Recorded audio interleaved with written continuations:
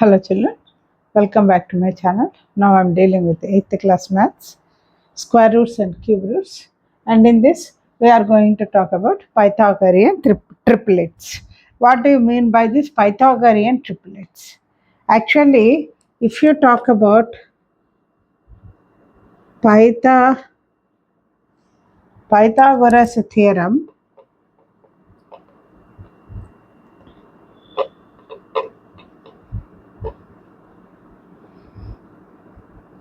this theorem is basing on a right angle triangle. See, suppose this is a right angle triangle A, B, C, in which angle B is 90 degrees. That means in triangle ABC, angle B is equal to 90 degrees. So in this case, what does this theorem says? AC square is equal to AB square plus BC square. Now you know that the side opposite to capital A is taken as small a. The side opposite to capital B is taken as small b. The side opposite to capital C is taken as small c. So in this AC means B square is equal to A square plus C square. Okay children. So B square is equal to A square plus C square. This is Pythagorean theorem where B is hypotenuse. Hypo square is equal to sum of the squares of the other two sides. This is Pythagoras theorem. So what are these Pythagorean triplets? See, actually in this is the longest side. Longest side. That means B value is the greatest value out of A, B, C, B is the greatest value. So that means what? Out of these three, which is the greatest value? That is considered as hypotenuse. Sometimes it might be A. Suppose this A, if I take it here, it becomes A. If I take C here, it becomes C. So according to the vertex names that you have given, according to that your sides names will be changed. But only the thing which you should keep it in mind is longest side square, which is nothing but hypotenuse, is equal to sum of the squares of the shortest sides. The remaining two sides are shorter than this side. So this is actually the meaning of a Pythagorean theorem. So basing on this Pythagorean theorem, you are having Pythagoras triplets. For that you have got an example as 3, 4, 5.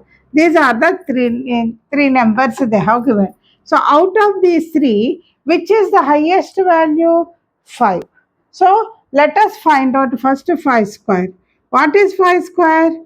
25. Now let us go for 3 square plus 4 square. Why? Because you know that longest side is equal to sum of the squares of other two sides. So 3 square is 9 plus 4 square is 16. That is also 25. Therefore, you are getting 5 square is equal to 3 square plus 4 square. So, what they form Pythagorean triplets. This type of ones are called Pythagorean triplets. You have got another problem also. This is first one, and the second one they have given 5, 12, 13. So these are the three numbers. Out of these three, the highest one is 13. So 13 square is 169. You know that 13 into 13 is 169. Now the remaining two squares, if you add, 5 5s are 25 and 144. This is 169. Therefore, we will be saying that 13 square is equal to 5 square plus 12 square. So they are also form Pythagorean triplets. So I hope I am clear, children. When three values are given to you and ask you to prove whether they are Pythagorean triplets or not, what you have to do, out of the three values, which is the greatest one, find its square first. Then you go for the sum of the squares of other two values. And both should be equal. When they are equal, then only we can say that they are Pythagorean triplets. What do you mean by that? In case if these Pythagorean values, if you keep it here, see here longest side, this is 5 centimeters, this is 3 centimeters, this is 4 centimeters, if you keep, you can construct a triangle. With these values, you can construct a triangle because these sides are accepting the truth of Pythagorean theorem. So all those numbers which accepts Pythagorean theorem are called Pythagorean triplets. I hope I am clear, children. Now you have got another problem, another point that is given here is primitive triplets. What are primitive? You have got them as they are called primitive triplets. What are these primitive triplets? If there are no common factors other than if in Pythagorean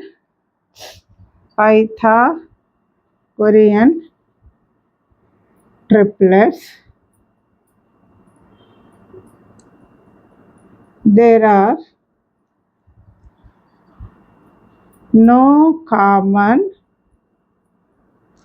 there are no common factors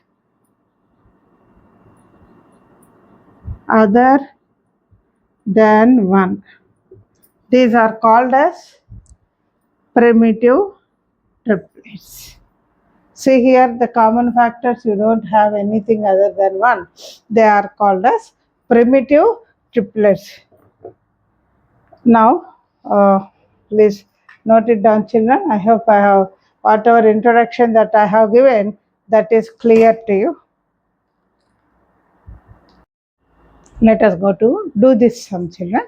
Now in this do this sum, first problem, check whether the following form Pythagorean triplets, whether these are all Pythagorean triplets or not. As we have done earlier, let us see one by one. So you have got 2, 3, 4. First big number is 4. 4 square is 16. Now go for 2 square plus 3 square. 4 plus 9. How much is 4 plus 9? 13. 16 is not equal to 13. Therefore, they are not Pythagorean triplets. Okay, they are not Pythagorean triplets. Next, second one. See, 6, 8, 10. So take bigger number 10. 10 square is 100. Now 6 square plus 8 square. 6 6 are 36 plus 8 8 are 64. How much? 10 10 100. So you have got 100 is equal to 100. Therefore, or we can write instead of 100 is equal to 100, we will write 10 square is equal to 6 square plus 8 square. Therefore, they form Pythagorean triplets. I am not writing fully, children. It is already written over there. Now, third one, 9, 10, 11. Out of these three, 11 is bigger one. 11 square is 121. 9 square plus 10 square. 81 plus 10 tens are 100. So, how much you are getting? 181. So, 121 is not equal to 181. Therefore, they do not form Pythagorean triplets. Now let us see the ninth one. You have got 17 square, bigger number is 17. 17 square, 17, 17 are 289. Now 8 square plus 15 square. 8 8 are 64 plus 225. So how much are you getting? 9 here, 8 here, 2. So we will be saying that 17 square is equal to 8 square plus 15 square. Therefore, they form Pythagorean triplets. So these are all first bit answers, children. I hope I am clear. Please note it down. Now do this second problem, children. This second problem says, take a Pythagorean triplet. You have to take a Pythagorean triplet, write their multiples, check whether they form Pythagorean triplet.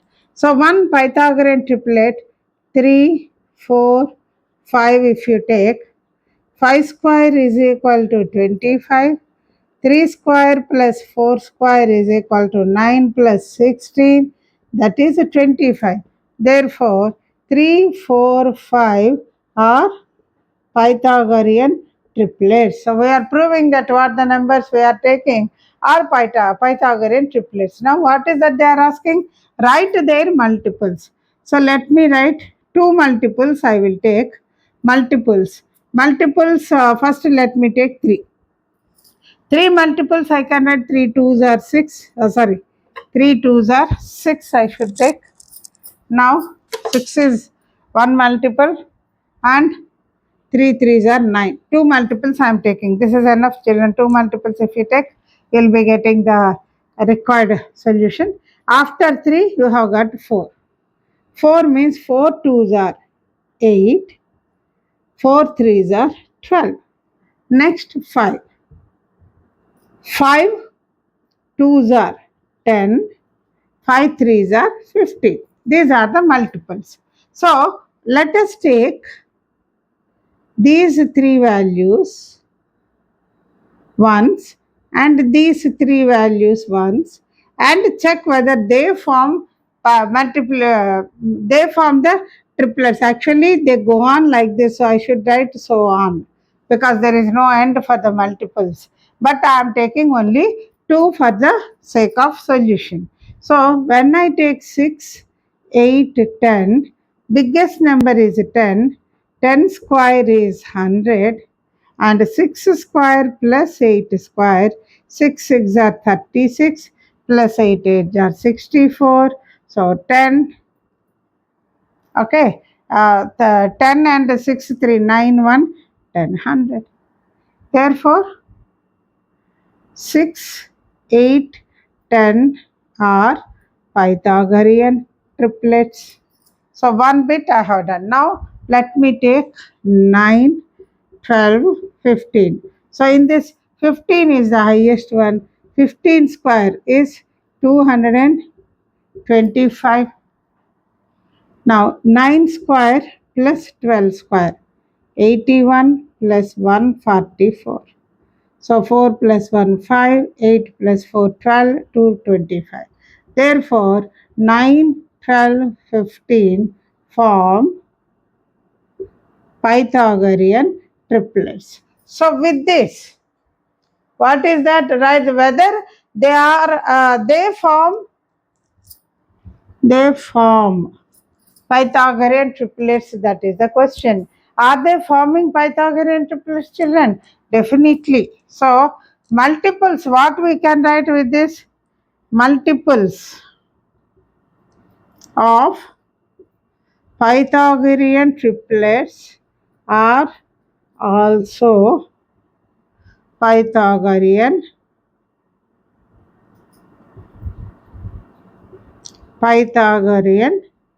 triplets. So this is what a property you are getting with the help of this problem. They are asking to write, take any set of Pythagorean triplets. So this is Pythagorean triplet I have taken and I have even proved that it is Pythagorean triplet. Then multiples I should take. It goes on like this. 6, 9, 12. It goes on like this. 4, 8, 12, 16. It goes on like this. Here also. You know that multiples have no end. So I need not take, even if we start taking, there is no end for this. So we have taken only 2 and for that 2 we have checked whether each form triplet means three numbers, or each triplets are forming Pythagorean triplets or not. And we have understood that in each case, each one is forming Pythagorean triplet. So, what are you understanding with this? We are understanding that not only the Pythagorean triplets, but also the multiples of all Pythagorean triplets form Pythagorean triplets. This is the property you have learned in this, children. Please copy it.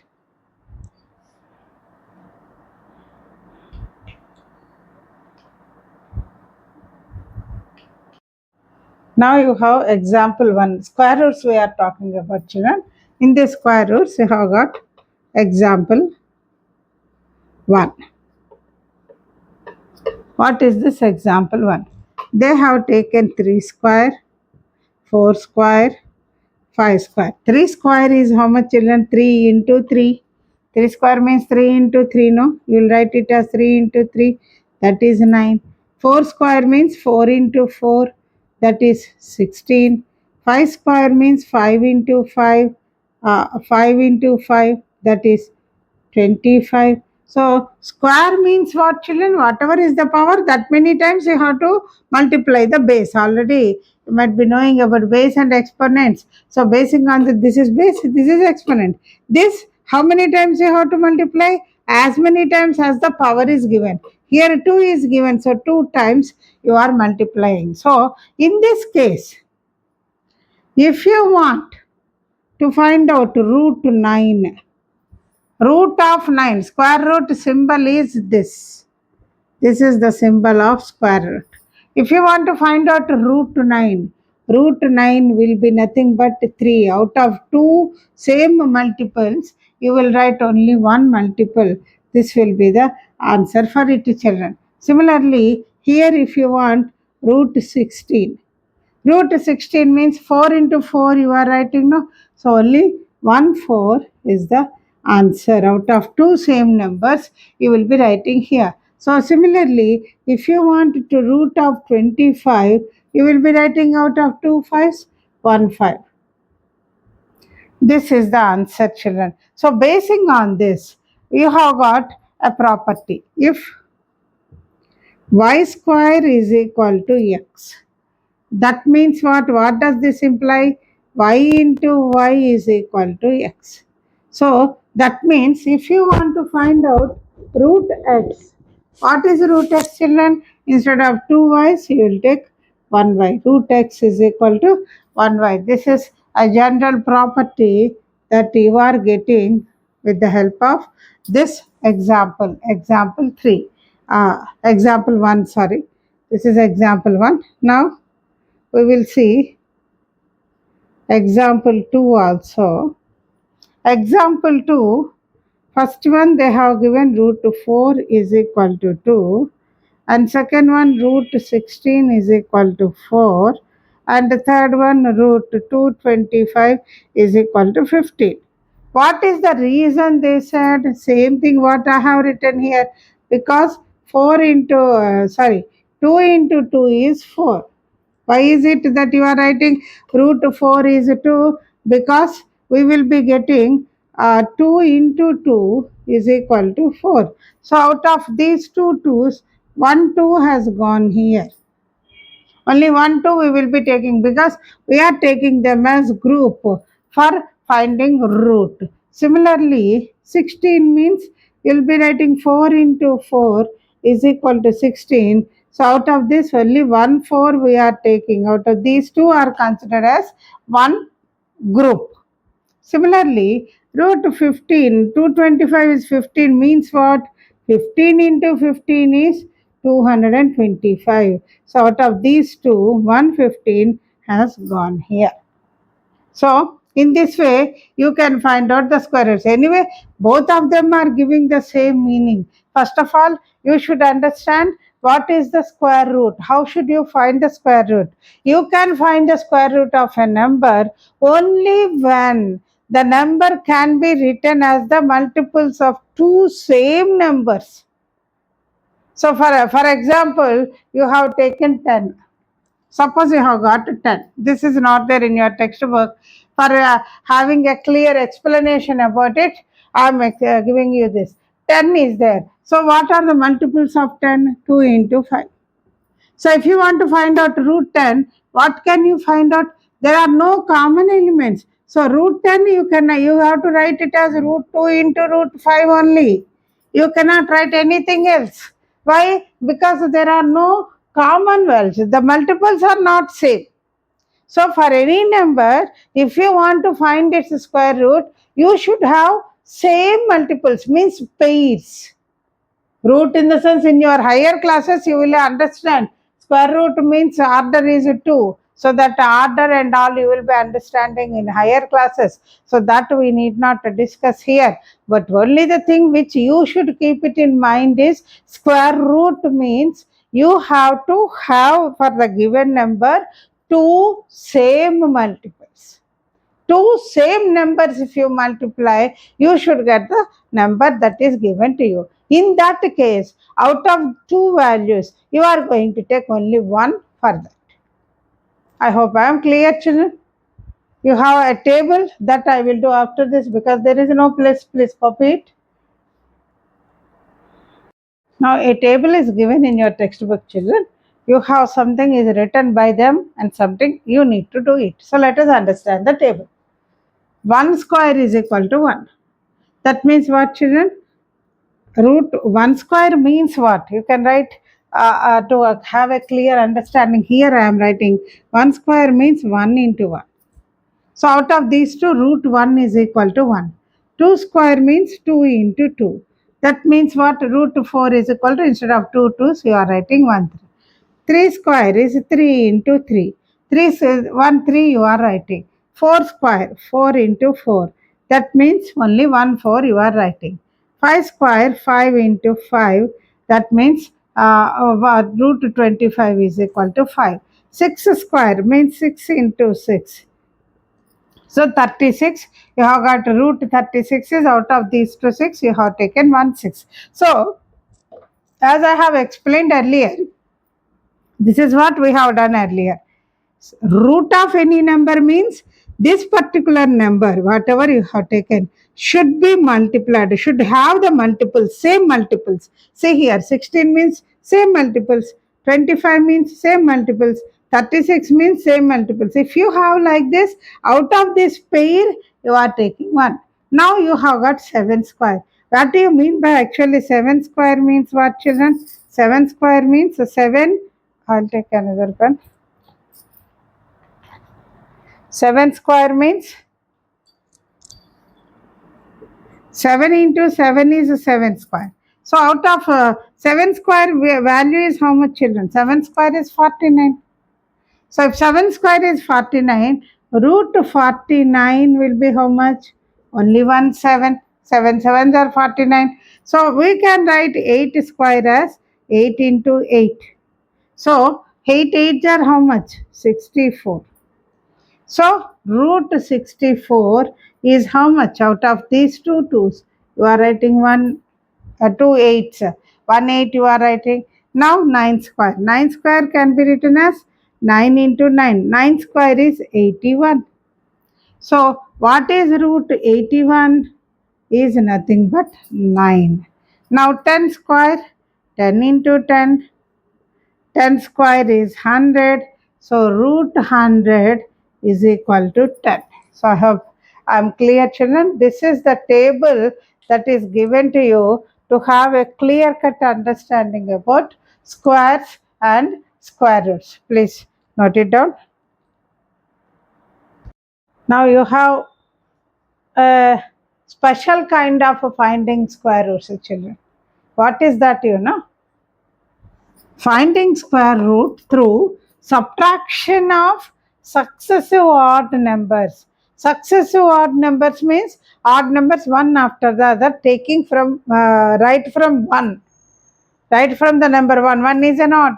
All the successive odd numbers, if you keep on subtracting, you will be getting square root of a given number. It's a something different method. Let us see what is that method. Let us take an example for understanding this process. Root 49 you are going to find out. So take different steps are there here. Step 1, stepwise we have to do. Take 49 and first odd number is 1, you are getting 48. In step 2, you are taking 48 and what is the next odd number? 3.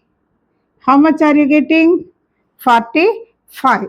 Now, step 3 is, now you take this 45 and what is the next odd number? 5. You are getting 40. Now, in step 4, you are taking this 40 and next odd number after 5, 7. How much are you getting? 33. Now, step 4 we have done. Step 5 means what, children? Take this 33, subtract it with the next number 9. Next odd number is 9, that is 24. And step 6, 24 minus 11 you will be doing, that is 3 here, 1 here, 13. And step 7 is 13 minus next odd number 13, that is 0. See, children. So, whenever they ask you to go for this successive subtraction, you need to go for this method only, children. Right from 1, successive means 1, then next, then 3, then 5, then 7. Immediate next odd numbers we are taking. So, this kind of value 0, you will be getting only for perfect square numbers. Perfect square numbers. So, what are the perfect square numbers, children? These are numbers whose square root can be obtained. If you can find a square root, what are the examples that you can give? You can give 4, you can give 9, 25, 36, so on. So these are the numbers which can be the multiples of these. You can write as same numbers. 2 twos are. This is 3 threes are. This is 5 fives are. This is 6 six are. You can write like the same numbers you are getting here. So out of 2 you can write 1. So if you can write in this way, these are called as perfect square numbers. So if the given number to you is a perfect square, then only in this subtraction method ending will be 0. If you get any other number apart from this perfect square numbers, 0 you don't get it. So that is only the procedure in which you can find out whether the given number square root can be determined or not by using this successive subtraction method. I hope I am clear, children. Please note it down. Now you have to do this sum, children. In this, do this sum. By subtraction of successive odd numbers, you have to find whether these are perfect squares or not. 51 they have given, just like what we have done earlier. Take 55, subtract 1, you are getting 54. Take 54, subtract next odd number 3, you are getting 51. Now take 51, next odd number 5. That means how much? You are getting 46. And take 46, subtract the next number 7. That means how much, children? You are getting 39. And take 39, next 9. When you take 9, how much are you getting? 30. Take 30 and subtract 11. How much are you getting? This is 30 minus 10 minus 1 is 9, 29. Next, take 29 and subtract the next one, 13. That is 6 and 1, 16. Now 16, and when you subtract the next number 15, you are getting 1. Now, this is 1 minus next number will be 17. You are getting in negative. So this is whatever the steps, if you write step 1, step 2, step 3, step 4, step 5, step 6, step 7, step 8. So in this case, what are you getting here? Are you getting 0 here, children? In this, are you getting 0? No. So we will be saying that 55 is not a perfect square. You cannot write it as a perfect square. Why? You are getting here 1. You should get 0, but you have got 1. So it is not a perfect square. Now you are going to talk about next one. We are going to talk about uh, 90.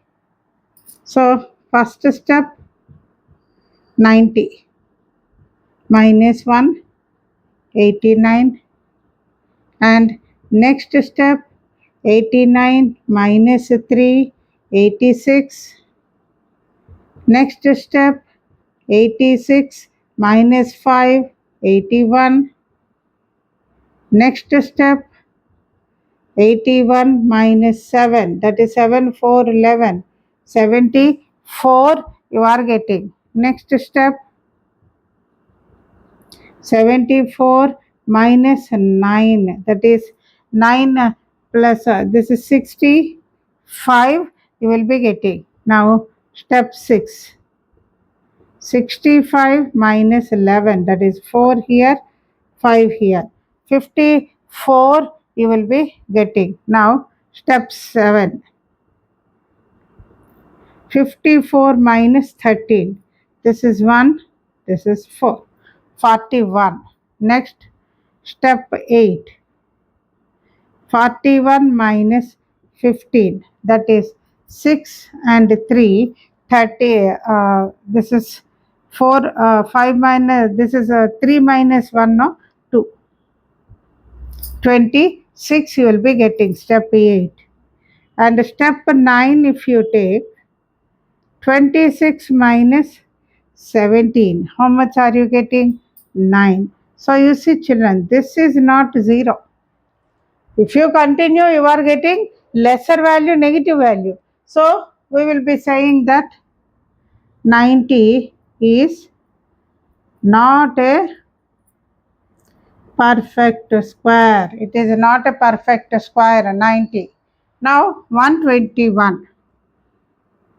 Step 1 you take 121 minus 1, 120. Step 2, 120 minus 3, 117 you will be getting. And step 3, 117 minus 5, 112. Step 4, 112 minus 7, that is 5, 95. 112 minus 7, this is 5. And how much are you getting here, children? 90. 112 minus 5, 2 you will go 0 here, 1 here, you will be getting 105. Then step 5, 105 minus 9. How much are you getting? 105 minus 9, this is 6 here and 9. 96 you will be getting. And step 6, 96 minus 11, 5 here, 8 here, 85. Step 7, 85 minus 13, 2 and this is 7, 72. Step 8, 72 minus 15, 72 minus 15, 7 here, 5, 57. Step 9, step 9 is 57 minus 17. How much are you getting? 40. Step 10, 40 minus 19, this is 1 and 1. You are getting, this is 1 and, sorry, this is 21. You are getting step 10. Step 10 is 21. Step 11 is 21 minus after 19, next 21. You are getting 0. So we will be saying that therefore 121 is a perfect square. So out of given all the numbers, it is 121 is considered as a perfect square, children. Please note it down. These steps will give you, see, 11th step is 121. So you can even write its answer as root 121 is equal to 11, because at step 11 you are getting 0. Root 121 is equal to 11. So 121 is a perfect square. These are not perfect squares. So I hope I am clear, children, how this subtraction should be done. Please note it down. With this, I am concluding today's topic. Next part I will be doing in the next class.